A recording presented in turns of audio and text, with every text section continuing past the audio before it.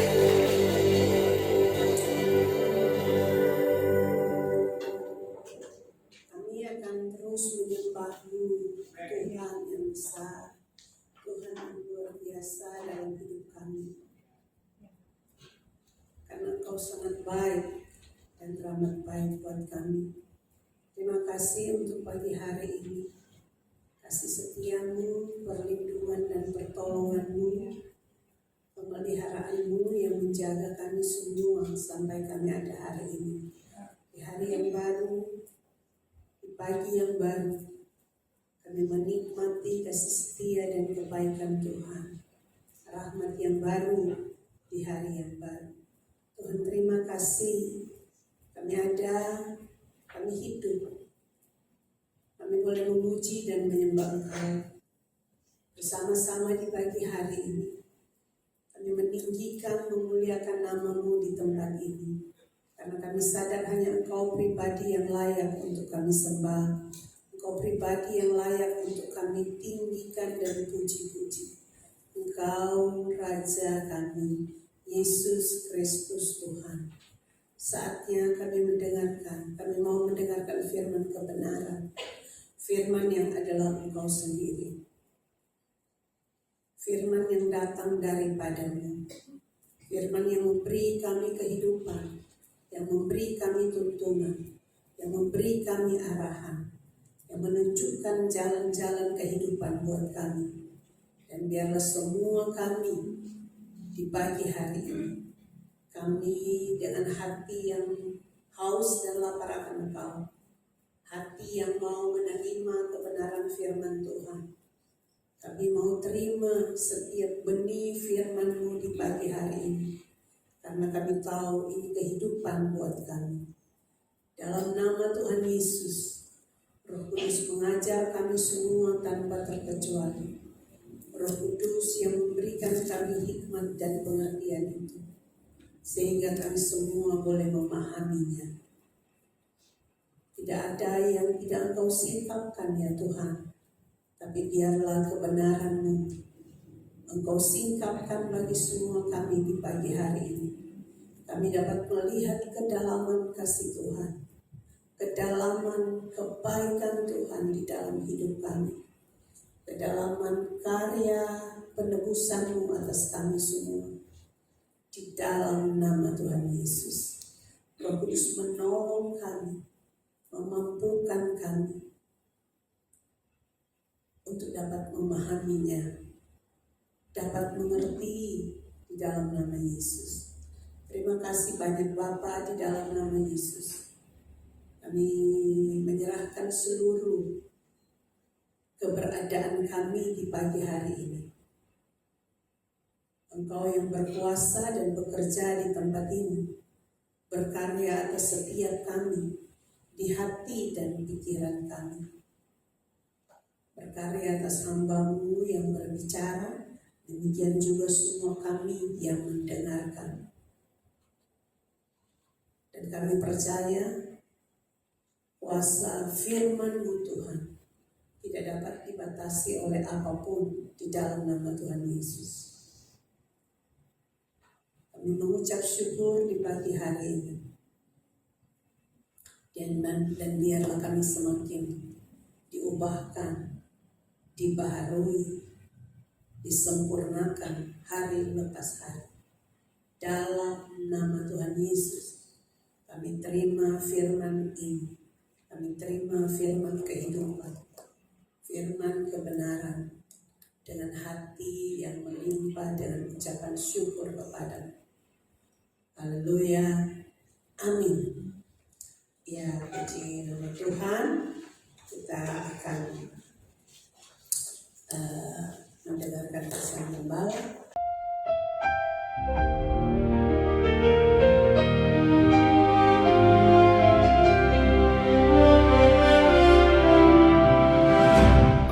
Shalom semua warga kerajaan.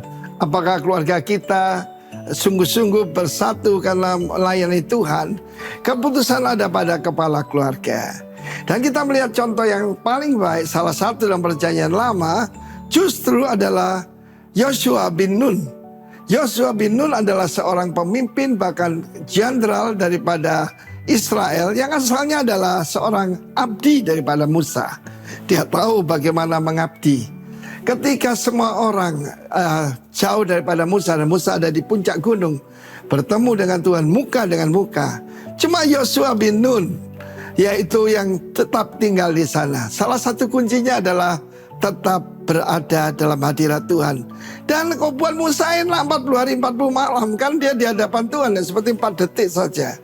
Tapi Yosua ada di sana tanpa makan, tanpa minum, tetapi dia bisa bertahan di sana. Kesetiaan dianggap rendah saat-saat ini, tapi itu yang dicari Tuhan. Loyalty, faithfulness. Karena nama Tuhan Yesus adalah setiawan, the faithful one. Yosua berkata begini. Karena itu dia berkata dalam Yosua 24 ayat 14, pilih hari ini. Hidup ini adalah pilihan. Pilihan apa? Mengabdi pada Tuhan atau mengabdi yang lain. Dalam perjanjian baru dijelaskan, kamu tidak bisa mengabdi pada dua Tuhan. Kamu menghormati yang satu dan menendahkan yang lain. Tidak bisa menyembah kepada Tuhan dan kepada Mamon. Karena itu pilih hari ini. Dia berkata karena itu Tuhan sudah memberikan kemenangan luar biasa. Mereka menyeberang laut Teberau, sungai Yordan terbelah, benteng Yeriko dihancurkan, suku-suku dikalahkan. Bahkan Tuhan kirim yaitu tawon, hornets, untuk mengusir mereka. Pilih hari ini kamu sudah tahu Tuhan adalah juru selamat yang sebenarnya. Nama daripada Yosua dulu Hosea, artinya salvation. Bagus sih. Tapi Musa mengganti dia dengan Yoshua, yang adalah nama dari Tuhan Yesus, artinya Jehovah Savior. Tuhan itulah juru selamat sebenarnya.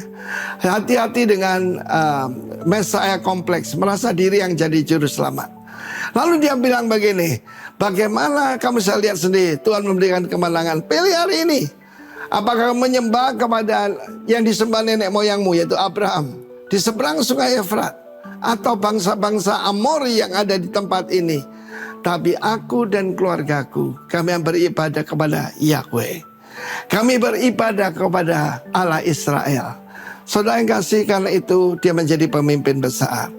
Karena itu hidup ini harus memberikan dampak. Hidup ini harus menjadi satu untungan bagi orang lain, bukan bagi diri sendiri. Pada waktu direkam ini saya baru kembali dari Taiwan. Dan kita di sana ada satu hubungan dengan satu gereja namanya Huayan Jiaohui. Huayan Jiaohui itu gereja yang mengandung anugerah. En dari entian, grace, anugerah. Dan mereka berasal dari satu suku aborigin daripada Taiwan yang menjadi nenek moyang daripada suku Dayak di Kalimantan Tengah dan Kalimantan Timur dan semuanya sampai Sarawak dan yang lain. Karena itu saudara yang kekasih, pilih hari ini. Siapa yang kamu sembah, siapa yang kamu milih. Yang pasti kita tidak akan memilih mamon ataupun dunia ini. We will serve the Lord. Amen. Haleluya. Nama saya dulu Arifin, diganti Timotius, honoring God. Haleluya.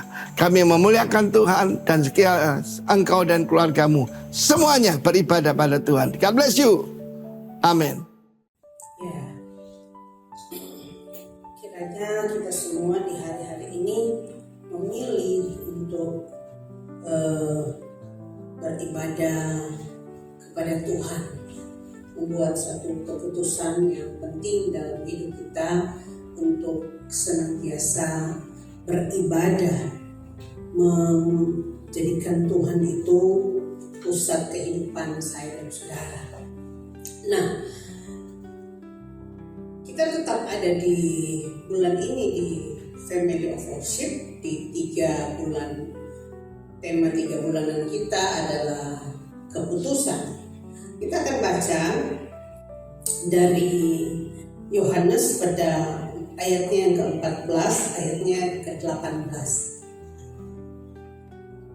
Penting sekali ya, termasuk ketika kita memutuskan apakah kita mau menjadi orang-orang yang memilih di hari-hari terakhir ini untuk menyembah Tuhan, karena sesungguhnya penyembahan itu bukan hanya ketika kita ada di hari Minggu di gereja atau ketika kita menyanyi di rumah dan kita sebut itu penyembahan, tapi penyembahan yang sesungguhnya firman Tuhan bilang begini, bahwa ketika kita menyerahkan seluruh kehidupan kita sebagai persembahan yang hidup, kudus dan berkenan. Jadi penyembahan yang sesungguhnya itu adalah seluruh kehidupan kita, bukan hanya sekedar ketika kita sedang memuji Tuhan atau menyanyi atau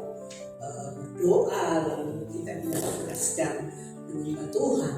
Tapi menyembah Tuhan yang sesungguhnya adalah kita memilih untuk menyerahkan seluruh kehidupan kita kepada Tuhan yang sesungguhnya menjadi pemilik hidup kita.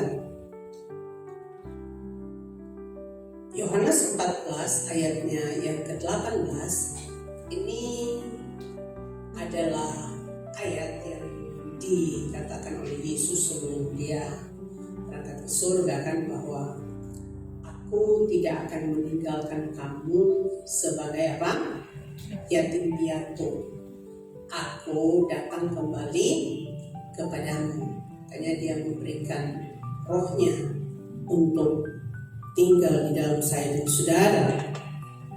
Roma pada pasalnya yang ke-8 ayatnya yang ke-15. Roma 8 ayat yang ke-15. Sebab kamu tidak menerima roh perbudakan, Roma 8 ayatnya yang ke-15. Sebab kamu tidak menerima roh perbudakan yang membuat kamu menjadi takut lagi, tetapi kamu telah menerima roh yang menjadikan kamu anak Allah. Oleh roh itu kita berseru, ya Aba, ya Bapa. Roh itu bersaksi bersama-sama dengan roh kita bahwa kita adalah anak-anak Allah. Itu ayatnya yang ke-16. Roma 8 ayatnya yang ke-16. Nah, apa yang kita mau bicara di pagi hari ini tentang supaya kita bisa punya keputusan-keputusan yang benar, keputusan apa saja dalam hal masa depan, dalam hal keuangan, dalam hal keluarga, dalam hal pekerjaan. Hal yang paling penting yang selalu kita harus ingat, bagaimana kita memiliki identitas yang benar.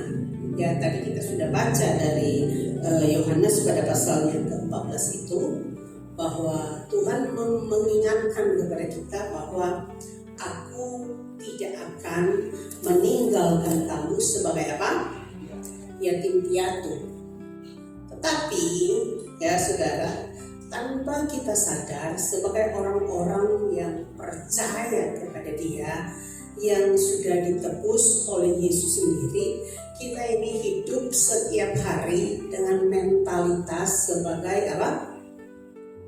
Yatim piatu. Ya, mentalitas yatim piatu itu. Mentalitas yatim piatu itu bicara tentang ya cara pandang, pola pikir, dan yang tidak memiliki kasih, penerimaan, perlindungan, dan identitas yang aman, sehingga selalu merasa bahwa dia harus mencari pengakuan, harus mencari pembuktian diri, hidup di dalam ketakutan.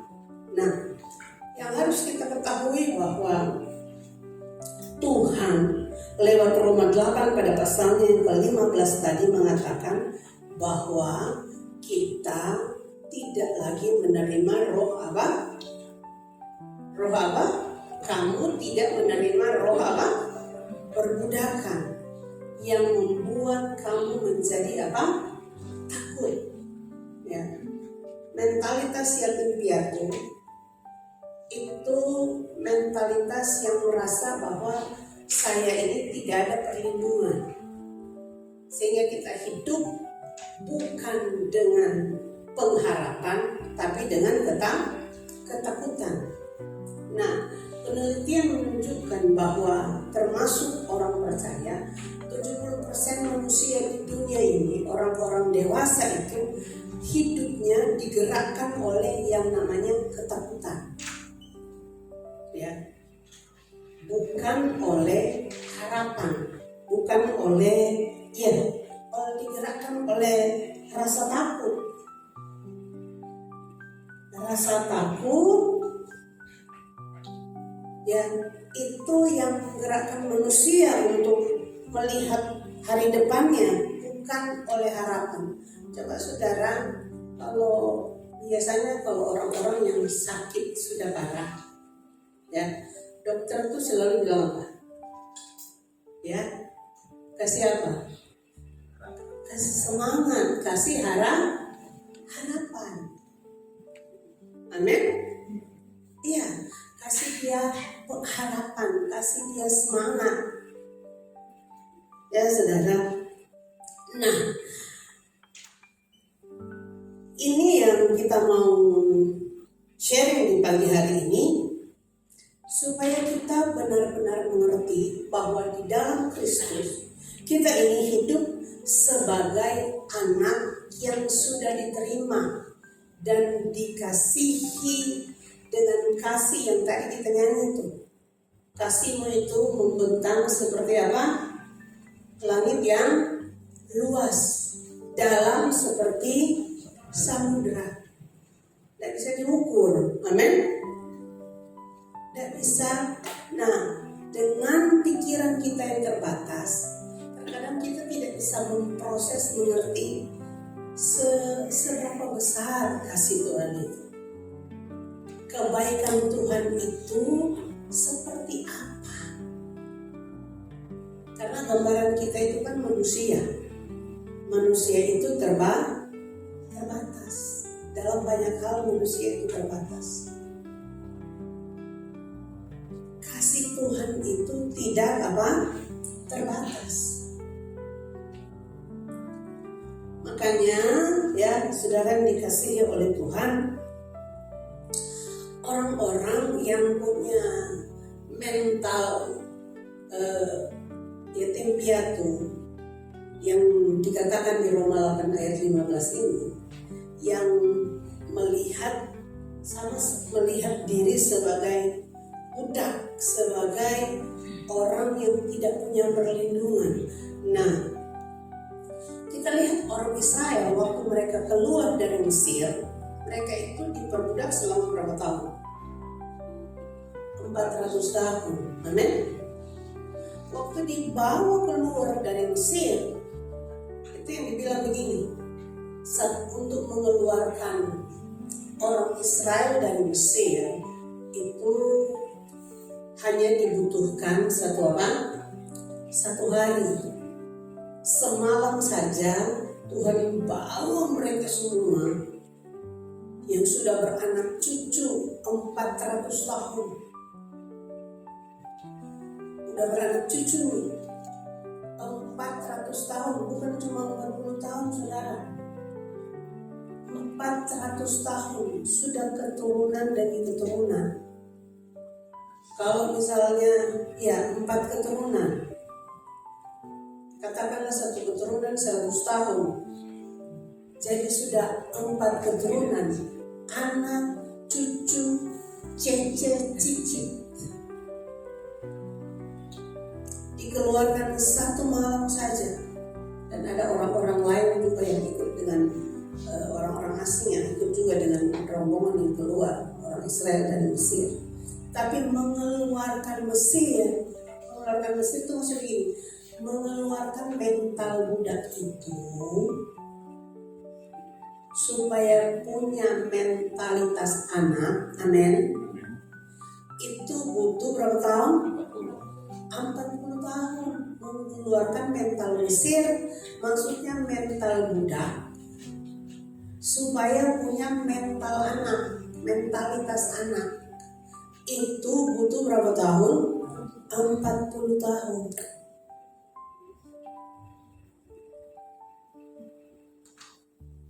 Mereka tahu Tuhan itu penuh kuasa, belah laut, amin, bikin banyak mujizat. Tapi mereka tetap sungguh. Kenapa? Karena mereka tidak bisa mempercayai bagaimana Tuhan itu bisa pelihara hidup mereka tiap-tiap hari. Mereka tidak bisa, yang tadi saya bilang, memproses kebaikan Tuhan yang begitu luar biasa itu, sehingga mereka meragukan pemeliharaan Tuhan. Sampai pada tiap hari, tiap pagi, Tuhan kasih turun apa? Mana untuk mereka makan. Pelihara mereka begitu rupa. Mereka mau melanjutkan perjalanan mereka, hidup dalam ketakutan.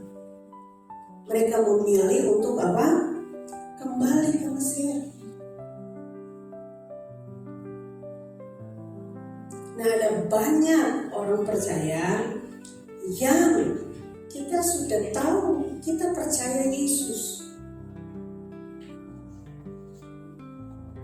tapi kita sudah diselamatkan, tapi kita takut bahwa sepertinya kalau saya doa Tuhan tidak dengar doa saya. Saya takut akan hari esok, saya takut akan masa depan saya. Saya hidup dalam ketakutan, kecemasan, kekhawatiran akan hidup ini. Tidak percaya akan pemeliharaan Tuhan tiap-tiap hari.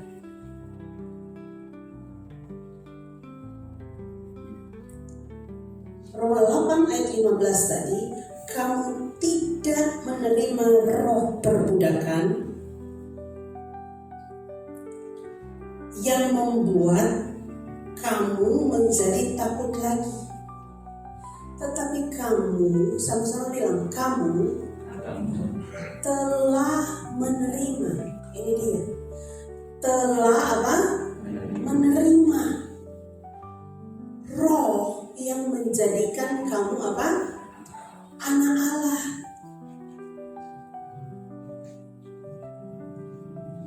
Kamu telah menerima, kita semua telah menerima roh yang menjadikan saya dan saudara itu anak Allah. Oleh roh itu kita berseru apa? Ya Aba, ya Bapa. Orang kalau yatim piatu dia tahu dia harus lakukan semuanya apa? Sendiri. Ini bukan bicara bahwa secara jasmani kita semua sudah ditinggalkan oleh orang tua, ya mungkin sebagian besar kita, menurut saya, telah tidak ada lagi orang tua secara jasmani begitu. Tapi ini bicara tentang sikap hati kita, posisi hati kita, bagaimana kita melihat kita yang sudah ditebus oleh Yesus Kristus Tuhan, bahwa ketika dia telah bayar kita dengan darahnya sendiri, hutang dosa kita sudah lunas. Firman Tuhan bilang sudah selesai.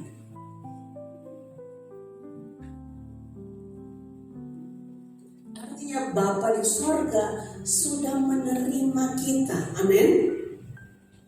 Amin. Karena Yesus yang sudah bayar hutang dosa kita, kita sudah diterima, kita sudah diakui sepenuhnya sebagai anak, dan itu sempurna. Makanya yang kemarin yang disampaikan bahwa kalau kita terus mempertanyakan akan keselamatan kita, kita terus datang dan minta ampun tiap-tiap hari.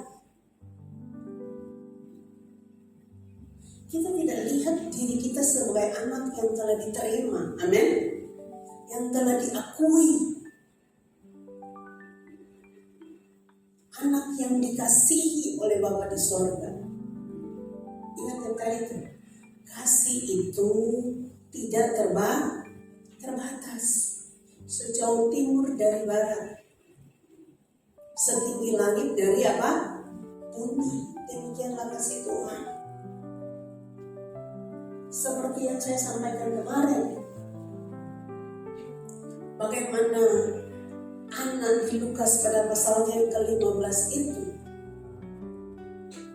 ketika dia kembali ke rumah bapaknya, dia melihat dirinya sebagai apa? Budak, amin. Tapi bapaknya tetap melihat dirinya sebagai apa? Anak.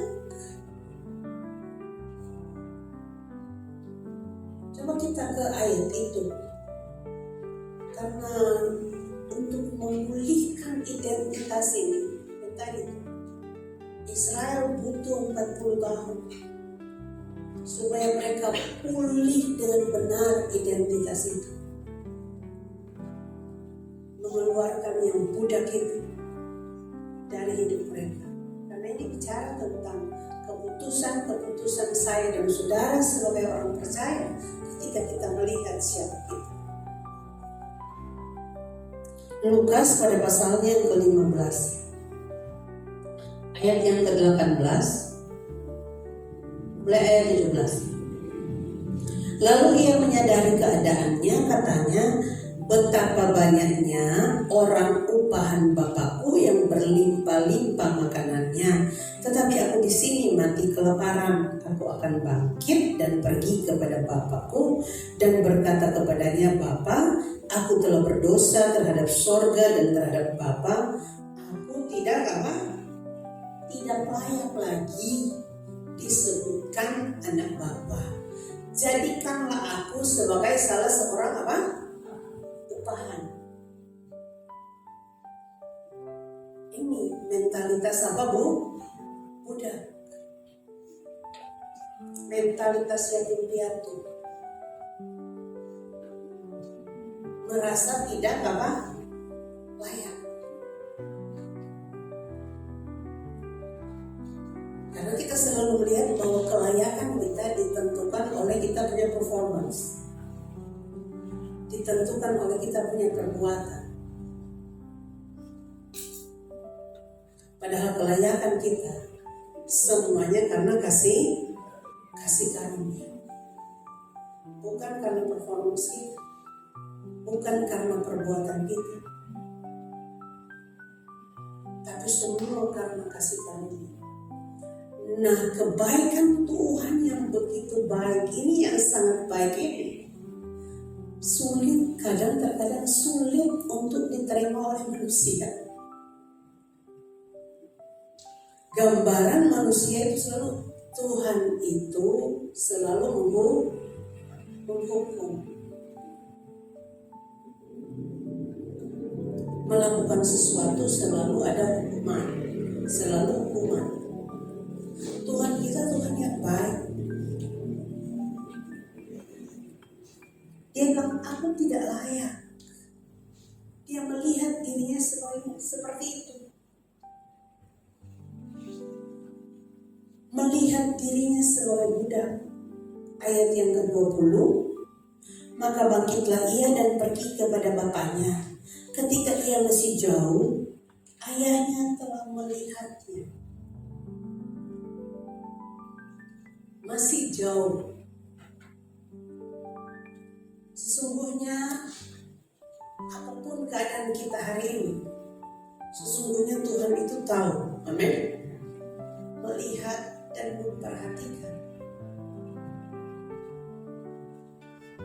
Tergeraklah hatinya oleh belas kasihan, Ayahnya itu berlari mendapatkan dia, lalu apa? Merangkul dan mencium dia. Ayahnya itu berlari mendapatkan dia. Kasih Tuhan itu selalu mencari. Amin. Kasih Tuhan itu yang akan terus mencari kita, menangkap kita. Makanya Daud bilang begini, kemanakah aku akan pergi, menjauhi roh-Mu Tuhan. Ku berlari ke langit, namun Engkau ada di sana. Aku terbang dengan sayap fajar, diam di ujung bumi, namun tangan-Mu menuntunku selalu, bawaku mendekat padamu. Engkau Tuhan Allah Maha Tahu, betapa dahsyatnya kuasa-Mu. Hadirat-Mu kini penuhiku, bawaku mendekat padamu. Daud tahu persis.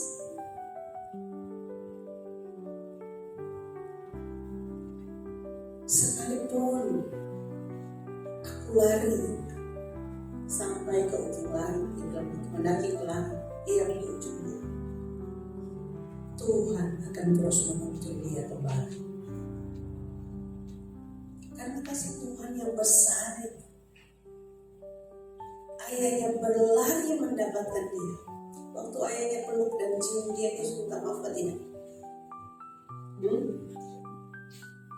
Waktu dia datang masih jauh, ayahnya berlari. Sesungguhnya kala itu ya, berdasarkan ya banyak kalau saudara baca-baca apa ya keadaan di zaman Israel itu, kalau di zaman itu bapaknya itu, orang tua itu tidak boleh lari begitu, karena itu bikin malu. Tapi bapaknya tanggung semua rasa malu, karena dia apa? Mengasihi. Tuhan telah tanggung semua rasa malu di kayu salib. Makanya di salib semua itu dibayar. Malu, takut, semuanya ditanggung di sana. Dia peluk kata firman Tuhan, dan dia cium anaknya. Anak itu ngomong, belum minta maaf, amin. Gak ngomong apa-apa, anaknya belum ngomong apa-apa. Tapi bapaknya peluk dan cium dia, baru dia ngomong. Kata anak itu kepadanya di ayat 21, Bapa, aku telah berdosa terhadap sorga dan terhadap Bapa. Dia melihat dirinya apa? Tidak layak. Amin. Dia tetap merasa dirinya tidak layak, melihat dirinya sebagai budak. Tidak layak aku disebut anak Bapa. Tidak layak disebut anak. Itu pikiran anaknya. Ayat 22. Tetapi ayah itu berkata kepada hamba-hambanya, lekaslah bawa kemari jubah yang terbaik. Itu bicara identitas, supaya dia pulih identitasnya. Yang dia lihat dirinya budak, yang tidak layak itu. Makanya bilang, bawa jubah. Mau kasih tahu anak ini, kamu itu anak. Kamu bukan budak, kamu anak.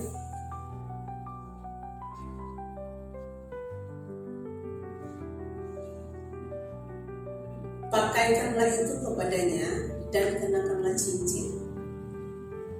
Cincin bicara otoritas dan kuasa. Dan sepatu pada kakinya. Ya, itu bicara bahwa kamu anak pakai baju yang terbaik dan pakai sepatu. Budak tidak pakai sepatu. Anak itu pakai sepatu. Di rumah bapaknya dia pakai sepatu. Amin. Nah, kalau kita punya identitas yang benar, seperti yang saya sampaikan kemarin, doa kita pun bukan doa sebagai seorang budak. Kita berdoa sebagai seorang anak yang dikasihi oleh Bapa.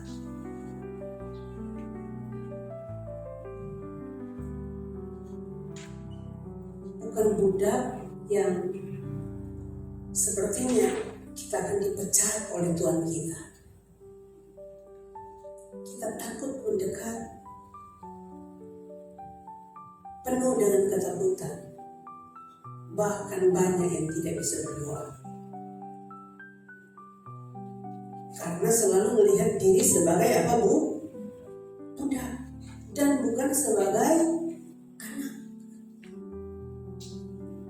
Tidak melihat Tuhan sebagai Bapa. Mungkin kita punya gambar Bapa yang salah di dunia ini. Tapi sekali lagi saya bilang, Bapa di sorga itu yang tadi itu sangat baik dan teramat baik.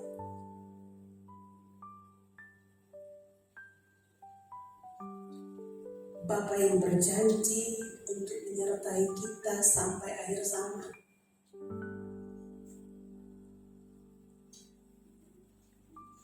Bapa yang pegang kendali atas hidup kita dan semua di alam semesta ini.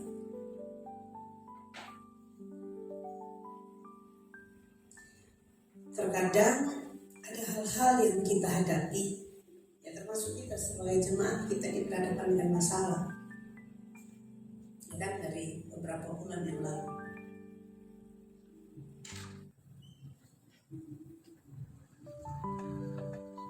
apa yang ada di pikiran kita? Apa yang menguasai kepala kita? Termasuk ketika saudara punya persoalan-persoalan pribadi.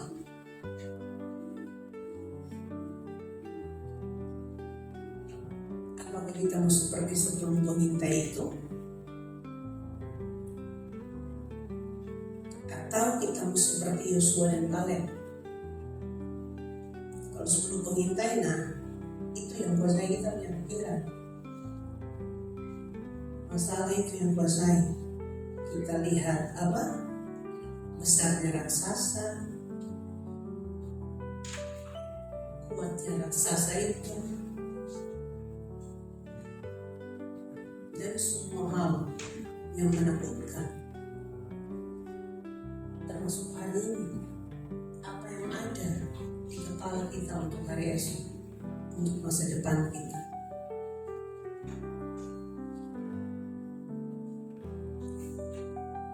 Kita percaya pada Tuhan, tapi apa yang menguasai pikiran kita hari-hari ini? Itu ditentukan, itu adalah keputusan ketika saya tahu siapa saya. Cara pandang kita menjadi berubah, menjadi berbeda. Dan itu memutuskan apa yang harus menguasai pikiran saya setiap hari.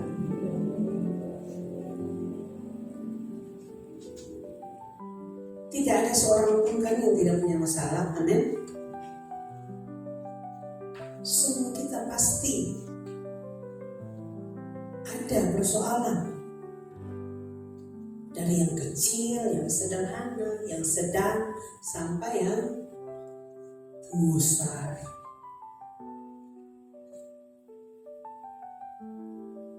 Seperti yang saya sampaikan di jemaat ini, mungkin 2 bulan yang lalu, waktu saya sampaikan pertama kali, Kalau saudara mau jujur, apa yang ada di kepala saudara waktu dengar? Apalagi yang mungkin yang sudah pernah ada di jemaat ini berbeda dengan yang belum pernah ada, yang belum lama gitu, yang tidak pernah tahu dari awal. Waktu itu disampaikan apa? Sehingga banyak sekali respon-respon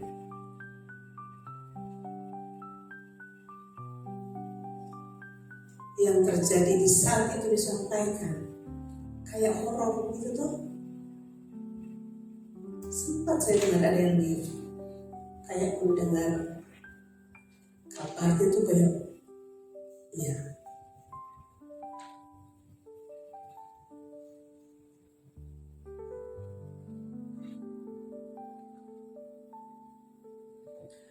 Tapi saya bersyukur ya bahwa oleh anugerah Tuhan, Tuhan mau mengajar kita semua, amin. Saya percaya bahwa pada setiap kita akan terus belajar ini, bahwa selalu melihat kita punya identitas yang benar, yaitu bahwa kita anak. Coba kita lihat di Galatia 4 ayatnya yang ke-6 hingga ayatnya yang ke-7.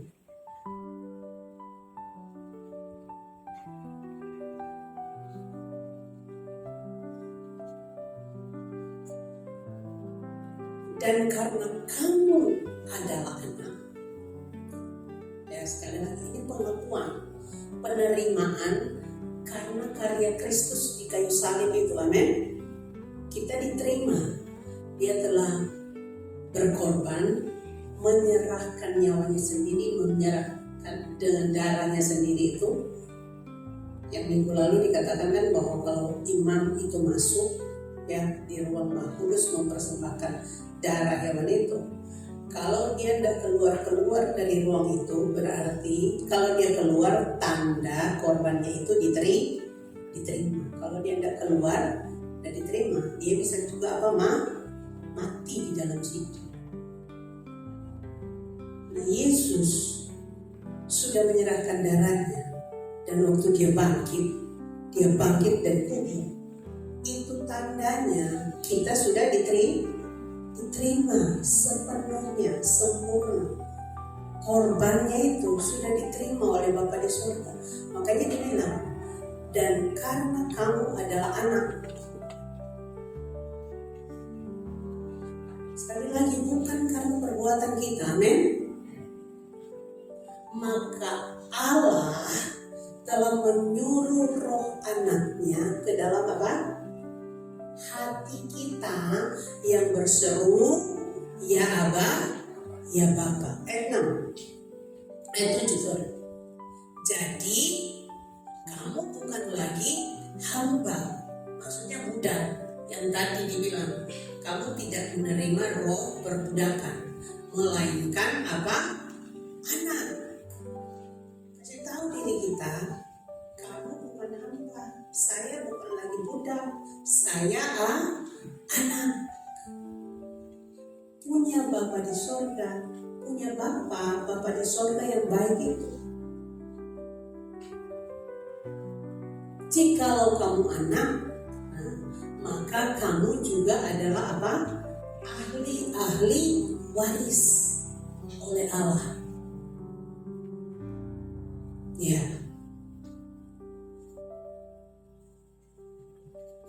Kita ada warisan, kita juga ada upah. Amin. Ada bonus, ada reward dalam hidup kita. Kita ada warisan, sudah.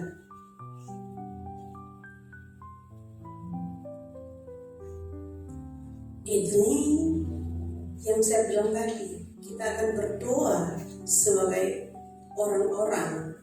Kita akan, dengan kita berubah cara pandang kita, bahwa saya bukan lagi budak, saya ini anak yang adalah ahli waris.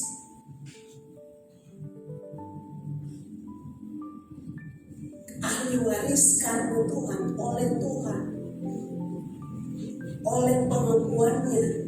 Dia telah mengakui kita sebagai anak, menerima sepenuhnya, bukan karena performa kita, bukan. Makanya kita melayani. Kalau kita ngerti ini juga, kita akan melayani karena kasih. Melayani bukan untuk mencari pengakuan, bukan untuk pembuktian diri. Amin. Bukan untuk pembuktian diri, bukan untuk mencari pengakuan dan penerimaan, bukan. Berbeda melayani karena yang itu dengan mental muda dan melayani dengan mental anak. Melayani karena kita mengasihi Tuhan. Kita tahu bahwa Dia telah terlebih dahulu mengasihi, mencintai dan melayani kita.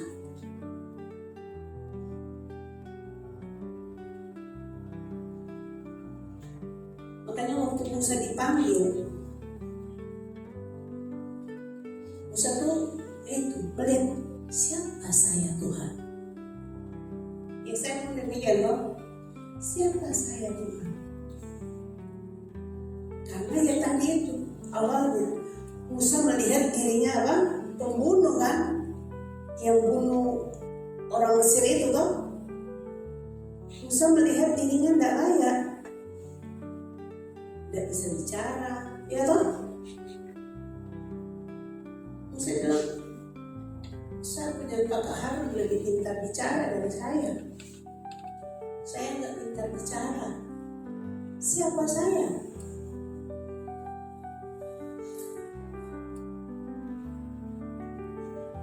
Tapi hari ini Tuhan telah angkat kita sebagai anak. Kita tidak bisa bilang siapa lagi saya Tuhan.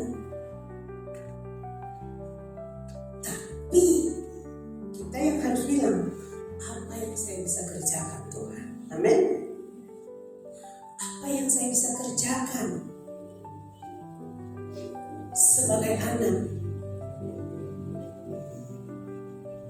supaya kehendak Bapa itu terlaksana di bumi. Amin.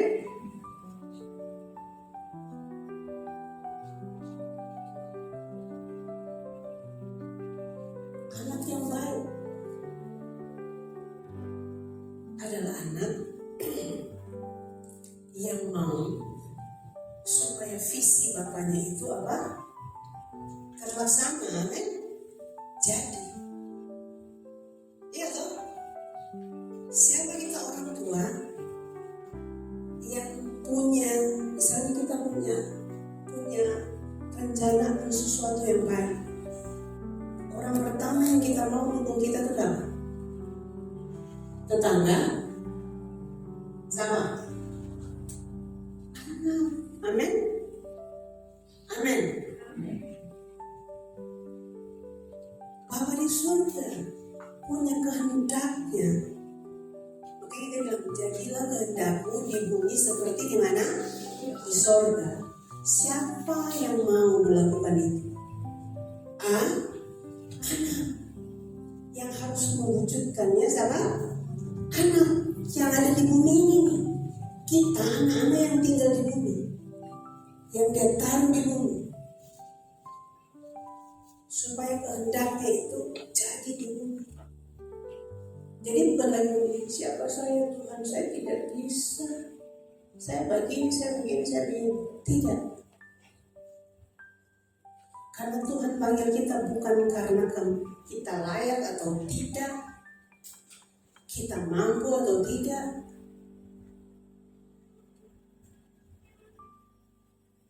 Kita percaya bahwa Dia Tuhan yang baik dan penuh kuasa. Dia sudah melayakkan kita, dan Dia pun akan memampukan dan menyembuhkan kita. Amin. Ya. Jadi mari hari-hari ini, kalau cara pandang ini ada pada saya dan saudara, saya percaya kita akan punya keputusan-keputusan yang mungkin dalam hidup ini akan mempunyai termasuk prioritas untuk itu, family of worship. Mau membawa hidup kita dan seluruh keluarga kita, karena kita sudah diakui sebagai anak. Amin. Dan yang dengan apakan ku balas, ya kan? Segala kebaikanmu, segenap hatiku menyembahmu Yesus. Ku bersyukur padamu selamanya. Haleluya. Ya. Kita tidak ada lagi ketakutan. Bukan ketakutan yang menggerakkan kita. Lihat dari survei itu, 70% manusia, termasuk survei untuk orang Kristen, sekitar itu, di angka itu, semuanya hidup digerakkan oleh ketakutan. Ekspektasinya akan masa depan itu adalah ketakutan, bukan pengharapan. Padahal di dalam Kristus kita punya pengharapan yang pasti. Dia yang menjamin, Dia yang akan memelihara kita. Saya percaya kalau ini yang menguasai hati dan pikiran kita, kadang kita itu diam, tapi di sini itu penuh, gak bisa tidur. Bahkan waktu nyanyi kita tidak bisa meresapi semua kata-kata pujian itu nggak masuk, karena di sini tuh lagi kemana-mana. Kita hanya mulut kita nyanyi doang, tapi hati dan pikiran kita itu berbeda.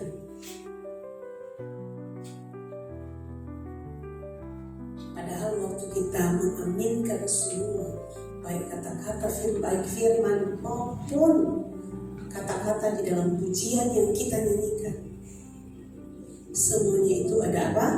Kuasa yang mengubahkan hidup kita. Amin. Ya. Makanya pagi hari ini saya berdoa, saya dan saudara kita tahu persis bahwa Tuhan yang sudah menyelamatkan kita itu, keselamatannya itu sempurna buat saya dan saudara. Dia menebus kita itu sempurna. Dia telah mengangkat kita sebagai anak, dan kita punya Bapa. Ya, waktu Filipus bilang, Tuhan bilang ke Yesus, tunjukkan Bapa itu buat kami. Yesus datang, dia juga mau menyelamatkan kita, tapi dia juga mau menunjukkan Bapa itu buat kita. Makanya Yesus bilang begini, selama ini kamu lihat saya, seharusnya, maksudnya begini, bahwa kalau kamu lihat saya, kamu juga sudah lihat apa? Bapa. Haleluya.